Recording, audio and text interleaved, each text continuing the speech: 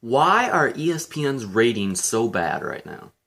Partially because there's no sports, of course, but there's some other things that I'm going to talk to you about today. But as always, first, be sure to like this video, share this video on social media, and subscribe to this channel. We do have a couple of questions. If you have any fantasy questions or comments, be sure to put them in the comment section. I will answer them on the next video. One is from Willie Johnson today, who's talking about, he was going on kind of a little bit of a rant after I was going on my rant on Lamar Jackson in the AFC North preview video. I was talking about, how, he's a running quarterback, and running quarterbacks, they sometimes do have more problems making it in the NFL. And to his point, that his points were somewhat valid and stuff. Willie Johnson says that he was, the MVP. He was unanimously named the MVP and stuff. He's already making it. I guess I should have said he will prolong his career that way. He's going to prolong his career if he can become a better passer, which I still think he needs to become, because I still feel he's mostly one-dimensional right now. But that doesn't mean he can't. He also asked, are you a Browns fan in disguise? No, I am a Pittsburgh Steelers fan.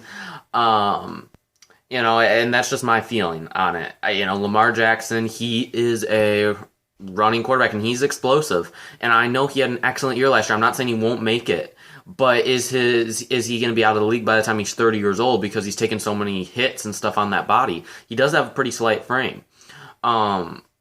It doesn't mean he's not going to make it, but I think becoming more of a refined passer is going to help him a lot. He doesn't have a bunch of big-bodied receivers. I mean, Miles Boykin is there, but Marquise Brown is a smaller receiver and stuff. It's harder to hit him. Again, he looked good last year with Marquise Brown, but again, these are smaller wide receivers that he's using. Willie Snead is another one. They brought in James Prochet through the draft. All these guys are smaller receivers. Now, they do have Mark Andrews at tight end, who was big for him in the red zone last year. But those are just some things. I'm not saying Lamar Jackson's going to be terrible. He's going to be a garbage quarterback. I'm not saying that at all. He's still my number 2 quarterback in fantasy football behind Patrick Mahomes. And I still think he's going to be a really good quarterback. I just think prolonging his career is a big thing. Plus, teams having another year of tape to go on Lamar Jackson. And again, that doesn't mean he's going to slow down, but if you go through history, other running quarterbacks that we've had, Robert Griffin, who's now the backup to Lamar Jackson. Plus, there's several other running quarterbacks that we've seen. They start off really good with their first full starting season. It's really nice. And then once teams are able to scheme, maybe putting more linebacker spies, not so much man-to-man, but leaving one almost on a quarterback contain, I should say. That's not used a whole lot anymore, but especially in 4-3 schemes. You have the 2 kind of outside linebackers in the 4-3, kind of on an island by themselves. They're just kind of staying out there, kind of on contain, keeping the quarterback in the pocket. And I think more teams are going to be doing that and making Lamar Jackson throw the ball. And if he can make it as a thrower, good for him. I don't think he has anything to worry about. But I just telling you, I don't see last year's stats coming again this year. The offensive line's also not going to be quite as good this year. Though they did bring in Brendan Bredesen to replace the guard they lost through retirement. So you never know. But those are just my thoughts on it. Thank you for commenting, though. You're free to comment anytime. We also have one other comment from Kaliba King on the Cincinnati Bengals, who was saying he thinks that they're a good offensive line and a tight end away from being an explosive offense. He also wanted to know about Geno Atkins as a trade target. I'm not sure about Atkins as a trade target. He's getting older. I don't think he'd bring much back in a trade. But I'm not a huge follower of the Bengals. I don't know if there's been any whispers or anything of him actually being traded or not. But I think he's still a pretty solid player against the run. Brings a little bit as a pass rusher still, but not near the player he once was. The defense is still going to be garbage, in my opinion. Trey Waynes, they brought in at corner to go along with William Jackson. Jesse Bates has some intrigue as a young safety. But overall, there's not a whole lot to excite me about this team. So, those are your 2 questions or comments for today. Be sure to keep them coming. I will answer them on the next video if you put them in the comment section. So, let's get into this. Why are ESPN's ratings so bad? Okay, we're kind of going off script from our normal fantasy football things, but this is sports and somewhat fantasy related. ESPN, about a couple months ago, they were talking about how their ratings, were somewhat bad, not on air, but people knew that they were bad. They were frustrated, because there's been no sports on before the recent comeback of baseball and basketball. They haven't had a whole lot televised, and their talk shows have been pretty much garbage lately. And one of the first thing that I want to get into, the first reason that I think their ratings are bad, and they've gone down the past few years. One of the reasons I think they're down, I'll go through a couple, but the first reason is because they don't have the big names. And if you remember ESPN, through the years they've always had big names and stuff, especially with football and stuff. You had Chris Berman and stuff. With all of their football things and NFL primetime, they kind of brought that back with ESPN Plus. Peyton Manning does stuff with ESPN Plus. They're trying to kind of grow that platform, but there's not enough good content that people are going to want to pay for it and stuff. On ESPN, on the actual TV side, you go back to Monday Night Football last year. I mean, how many people really enjoyed Joe Tessitore and Booger McFarland? I mean, I don't have cable. I listen to the Monday night games on the radio. And I would much rather listen to Kevin Harlan and Kurt Warner than I would Booger McFarland. I mean, it's a good thing he's going to be gone this year. I believe they announced that Steve Levy, Brian Griese, and Louis Riddick will announce. I actually think that's a pretty good crew, to be quite honest with you. I loved Steve Levy and Brian Griese on Saturdays for college football. I was hoping they would keep them there, those two, and then Todd McShay down the field. They made a really great team. And then, of course, I may have mentioned this before. I'm a huge fan of Louis Riddick, just as a front office mind. I really like him. If the Steelers were to ever fire Kevin Colbert, or if he decides to retire in the next couple years, I would be okay if the Steelers brought in Louis Riddick as the general manager of the Steelers. He'd be one of my first choices. I really think that he knows talent. I prefer him probably on the pregame stuff that he's been doing for a while on Monday Night Countdown, stuff like that. But I think he can make it in the booth as well. And again, this is just a temporary thing. It sounds like in 2022, they're going to be moving Monday Night Football back to ABC where it was, back in the 90s, I think even early 2000s, when it was on ABC and the ratings were better. Monday Night's ratings have not been that good lately. And honestly, every year, it always seems like this, half the games aren't even that interesting. I mean, I know the NFL has to schedule one primetime game, or they're supposed to for most or all of the teams. But, who wants to watch the Dolphins and Patriots on Monday Night Football? I mean, I know it's an in-division rivalry, but obviously the Dolphins were able to win a game from them last year, but still most of the time it was going to be a blowout. And part of it, Jimmy Pitaro, I don't know what to think of him necessarily either. As their leader, he's kind of the leader of ESPN right now, the president. But some of the decisions they made just haven't been that great. Personnel decisions, they've fired a lot of people, gotten rid of a lot of people. Ever since, they lost, Danny Cannell for college football. They've still been trying to grow that back up. College Game Day. I used to enjoy it, but, I don't watch it that often, but now it's just not as good anymore. Lee Corso, he's getting older. I don't know how much longer he's going to do it. Kirk Herbstreit, he usually knows what he is doing, for the most part. He's good college voice, the best, obviously, that ESPN has right now.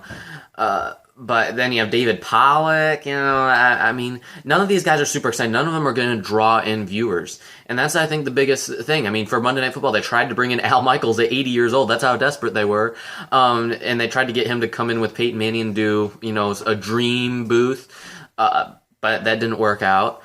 They tried to get Tony Romo. CBS did the wise thing and paid him for 10 years. They tried to get Chris Collinsworth. Couldn't get him. They tried to get lots of voices. They could not get anyone to come for Monday Night Football. And they're just getting thinner and thinner on their announcing depth charts. And this isn't just for this. This is for other sports as well. They're bringing in Levy and Griese from college football. Okay, that's one fewer group of announcers that you have for college football on Saturdays. And they were already thin there. You have Chris Fowler and Kirk Herbstreit as the number one. In my opinion, they were the number two. Now, I believe they had Sean McDonough and Todd Blackledge was their number two. I'm not a huge fan of them, to be quite honest with you. But they have them, and then they have, Dave Pash and Greg McElroy. They're like their number three or number four crew. They're not that great. Yeah, that Bob Wischusen and Dan Orlovsky, that wasn't too bad last year, to be quite honest with you. Orlovsky's voice gets tiring after a while, but I don't mind Wischusen. He at least knows what he's talking about most of the time. But that's one of the things. They lack names. And I mean, also the addition of Fox Sports 1, CBS Sports Network, some of these newer cable sports stations, but different people have left for those. And I think that takes away some of what they had. I mean, Will Cain, even going to ESPN Radio. They don't have anyone on ESPN Radio anymore. Will Cain, who I'm going to actually get into in my next point, he just left. He's going to Fox News, I believe, actually. Stephen A. Smith, they tried him on the radio. That didn't work out. Their radio has been awful. I mean, they're starting a new morning show. I don't think this is going to work out. They have Silby, Keyshawn Johnson, and Jay Williams in the morning from 6 to 10 or whatever and stuff. That's their new morning show. I mean, Golic and Wingo was not that great. I like Trey Wingo, but it was time to let the Golics go. I mean, they're bringing back Mike Greenberg, which may be honestly the best they have right now on radio. The Dan Batard show, I don't even know why that's on ESPN. It's not even a sports station. If you listen to them, for a couple hours, you may hear them mention sports a couple times. I mean, it's not even a sports station it's not even a sports show in my opinion. So it's time for that thing to go. I mean, Freddie and Fitzsimmons at night, they still have, that's a decent one sometimes. Spain and Company, Sarah Spain, now Jason Fitz is going back there. That show gets really old after a while. I mean, they just don't have anything super exciting on radio. That's been garbage for years. And now the TV is really just as bad. Sports Center, you don't have any names or anything, Sports Center was so well. You have that Zubin guy who's not usually too bad, but who else do you have? I mean, L. Duncan. I mean, why would why? That's not going to draw me into watching Sports Center. I mean, they just don't have anyone. They just have people there with, meh IQs, that are just there to, get their paychecks. I mean, really, that's what it is. But, so first of all, they lack names. They need to get some big names to draw people back in if they want to get their ratings back up. Second is they're pushing their politics into the sports. And I know during this time there hasn't been a whole lot to talk about. But if you go into First Take, Max Kellerman, every time he gets a chance, well, we didn't do a good enough job with this virus and stuff. Oh, I know who's to blame for this. And, he's always pointing the finger, at some person in politics that he doesn't like or some political party.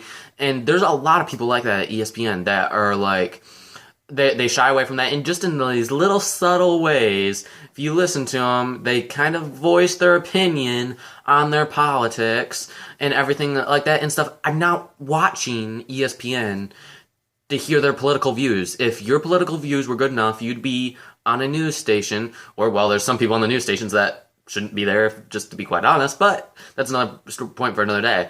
But if I'm watching ESPN, I don't want to hear politics. I don't care if they agree with me or disagree with me. I don't want to hear politics at all. Sports is supposed to get us away from, all that stuff. We don't want to be, 24/7 politics and be thinking about that. We want some sports, to get us away from all of that. And little by little, they're just pushing all this stuff in, and I think that's one of the biggest reasons why they're leaving. Why people are leaving ESPN. Max Kellerman's one name. Dan Batard is another one on the radio and stuff that does that a lot. Just subtly he's not even that subtle anymore. He just comes out and states what he thinks about stuff. I don't want to hear their political views. I want to get away with that. Get to the sports. And people complain, well, we don't have anything to talk about and stuff on ESPN radio and all this stuff. Talk about NFL previews. Look what I've been doing with my YouTube channel for the past, 3 weeks. Obviously, don't look at my ratings. I enjoy doing division previews. I enjoy hearing others doing football previews, previewing the season. Fantasy football. A bunch of people are into fantasy football. There's so many things you can preview in the NFL. There's so many storylines that never even get talked about during the year because there's so much to talk about that it never even gets touched on. Touch on it now. Preview each team in depth. That will take a month. 32 teams. Preview one team each day. You could literally, if you wanted to do a super in-depth study of the NFL, you could do that and take a whole month. Okay, if you started now, that's going to take us almost to the start of the NFL season. I think that I'd rather listen to that than someone rant off on their political views. That's just me. I mean, you can tell me in the comment section if you disagree. But that's one of the biggest things for me and stuff. People don't want to hear politics, and that's the thing. They keep pushing more and more and more. They want to push their agenda and views and stuff into it. People don't want to hear that, and it's as simple as that. So first of all, they don't have the big names. Secondly, they keep pushing their political views little subtly. There are different little, certain, not everyone there, but certain people do. And then the third one is they're not unbiased anymore. They're showing some bias.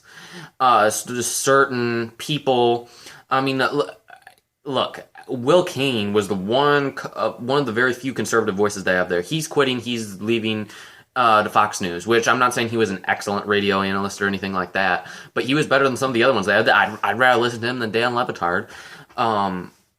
If you look on just all of the moves that ESPN has made, I know this one, I don't think they actually fired Will Cain, but it sounds like they weren't going to keep him super long. But he's one of the few conservative voices they had and stuff. He was saying Washington shouldn't have to change their team name.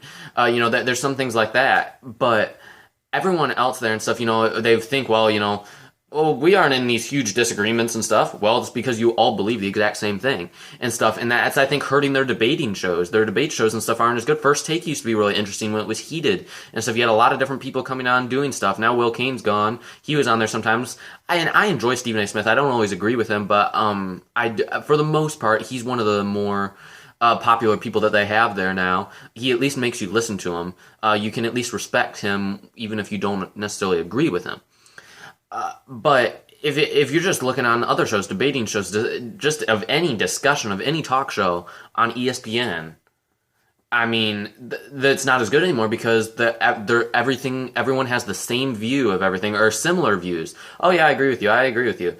And I mean, I'm not saying I want to hear disagreements all day and stuff, but that's another thing. You want to hear other views, and that's something ESPN doesn't have right now. If you look at CBS Sports, they have their new CBS Sports HQ and stuff like that. They aren't doing fiery debates all the time, but, they're showing different perspectives of things, whether they agree or disagree. And that's something ESPN doesn't do. Fox Sports won the same way, not quite as good sometimes, but even their debate shows have gotten a lot more. Colin Cowherd, I can't stand Colin Cowherd, but he's one of the more popular names now, apparently, in sports talk. You have that Whitlock and Wiley. A lot of things I disagree with on that show. Sometimes I don't. Again, none of these I almost never watch. But it just going by that and stuff, those debate shows have gotten more interest from the people because at least there's a little bit more perspective on things. ESPN has lost total perspective on everything. So those are just a few of the things that I think they need to do to get back to where the ESPN was. It's not that great of a network anymore, in my opinion. I mean, I used to enjoy ESPN. They have Mel Kiper there and Todd McShay. But outside of draft time, there's nothing that excites me with ESPN. I mean, Mike and Mike was the big thing on the radio. That thing went downhill. Now Golic and Wingo's gone. I don't know what's going to happen to Trey Wingo. I hope they keep him because he's one of the few good ones that I think they have. But they just don't have that much anymore.